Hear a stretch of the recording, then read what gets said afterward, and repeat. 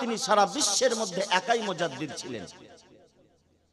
এবং আমাদেরকে কি দিয়ে গেছেন, এক কথায় যদি বলা যায়, এক বাক্যে যে কি দিয়ে গেছেন,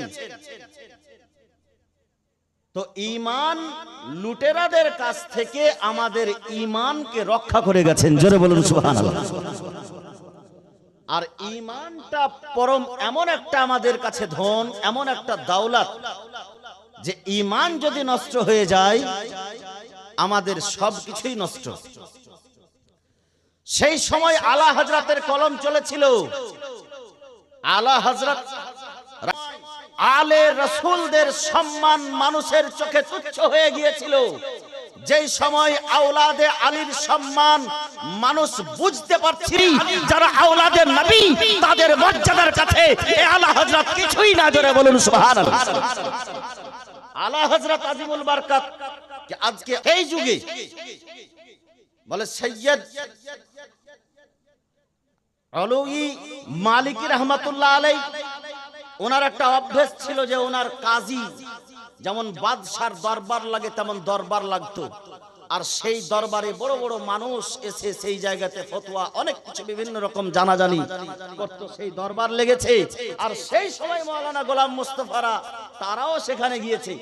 সবারই সঙ্গে সবারই জন্য শরবত নিয়ে আসা হলো। শরবত পান করিয়ে দেওয়ার পরে সবারই সঙ্গে কথাবার্তা হচ্ছে। আপনি কে, আপনি কোথায় থেকে এসেছেন, সব কথাবার্তা আলোচনা হচ্ছে।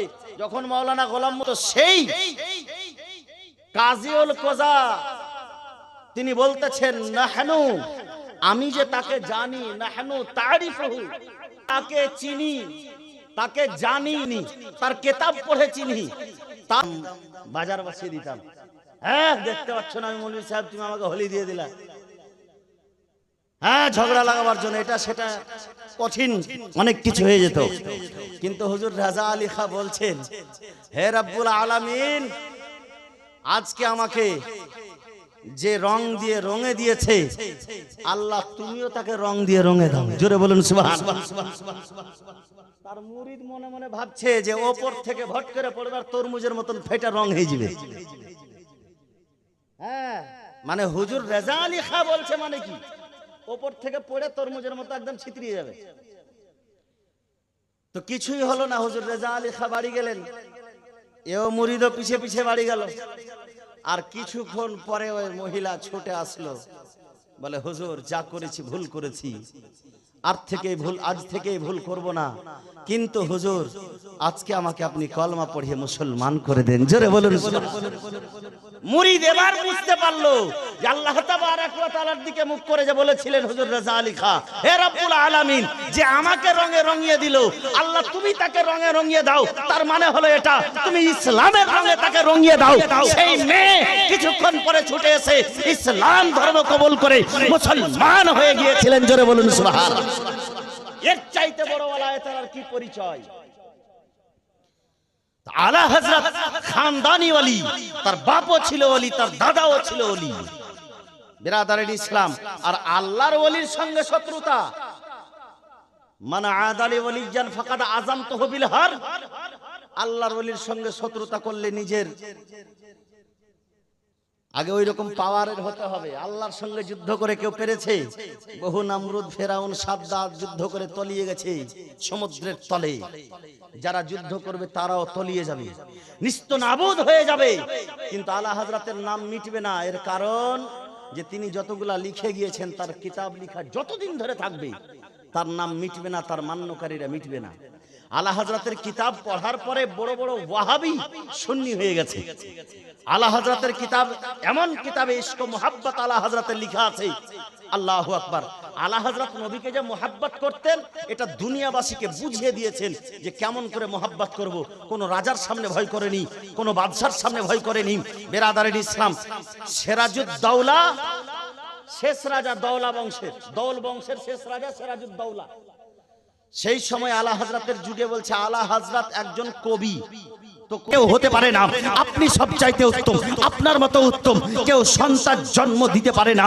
ইয়া রাসূলুল্লাহ, আমার রাসূল পাক সাল্লাল্লাহু আলাইহি সাল্লামের সম্পর্কে হাসান বিন সাবিত যে চ্যালেঞ্জ করে গেছেন, সেই চ্যালেঞ্জের উত্তর হযরতে আলা হযরত আজিমুল বরকত আলাইহি রাহমাত ওয়া রিজওয়ান তিনি দিতেছেন। বেরাদারের ইসলাম, যে আমার রাসূল পাক সাল্লাল্লাহু আলাইহি ওয়াসাল্লাম সবচাইতে উত্তম, আর ওর মতো কেউ সন্তান পৃথিবীতে হতে পারে না, দুনিয়ার কোন কোনাতে হতে পারে না। বলে কেন হতে পারে না? এজন্যই হতে পারে না, বলে জিবরাইল আমিন যে সিদরাতুল মুনতাহার মালিক, যে ফেরেশতাদের সরদার, ফেরেশতাদের লিডার, ফেরেশতাদের মুআল্লিম, সে জিবরাইল আমিন বলতেছেন আল্লাহ আল্লাহ, সে জিবরাইল আমিন বলতেছেন বেরাদারের ইসলাম, আমার রাসূল কায়নাত সাল্লাল্লাহু আলাইহি ওয়াসাল্লামের সম্পর্কে, ইয়া রাসূলুল্লাহ, ইয়া হাবিবাল্লাহ, এ আমিনা বি के प्यारे, सरे अर्श जाने वाले, उम्मत के गम में हर दम आंसू बहाने वाले, मौला अली के खातिर सूरज फिराने वाले, मौला अली के खातिर सूरज फिराने वाले, उम्मत के गम में हर दम आंसू बहाने वाले, यही बोले सिदरा वाले, जमाने जहां के थाने सभी मैंने छान डाले, तेरे पाया का ना पाया, तुझे यक ने यक बनाया, तुझे यक ने यक बनाया, तुझे हमद है खुदाया, तुझे हमद है खुदाया।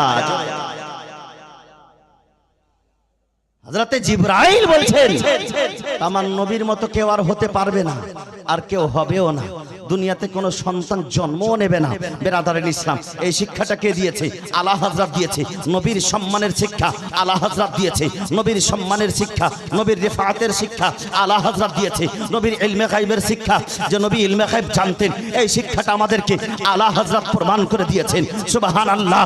যেই সময় আমার রাসূলুল্লাহর প্রতি, রাসূলুল্লাহর সম্মানের প্রতি হামলা হয়েছে, সেই সময় আলা হযরত আমাদেরকে শিখিয়েছেন যে আমার রাসূলের সম্মান সবচাইতে অধিক। আমার রাসূলুল্লাহর জিয়ারত যদি এখন পর্যন্ত অনেক মানুষই বলে যে মদিনার জিয়ারত করব মনে করে হজ করতে যাওয়া যাবে না, এখনো অনেক ফতোয়া দেয়, বলে বাংলাদেশের আব্দুর রাজ্জাক বিন ইউসুফ কাজ্জাব বিন কাজ্জাব বলে থাকে যে রাসূলুল্লাহর দরবারের জিয়ারত করার উদ্দেশ্যে সফর করা চলবে না। এই বেরাদারের ইসলাম, কিন্তু আলা হযরত আমাদেরকে শিক্ষা দিয়েছেন, শোনো, মক্কাতুল মুকাররমা যাবে, কাবা বাইতুল্লাহর দর্শন করবে, কিন্তু হজরে আসওয়াদকে চুমো দেবে, আরাফাতের ময়দানে যাবে, সুবহানাল্লাহ, মিনার মাঠে কুরবানি করবে, কিন্তু শুনে রাখো আবে জামজামের পানিও পান করবে, হজরে আসওয়াদ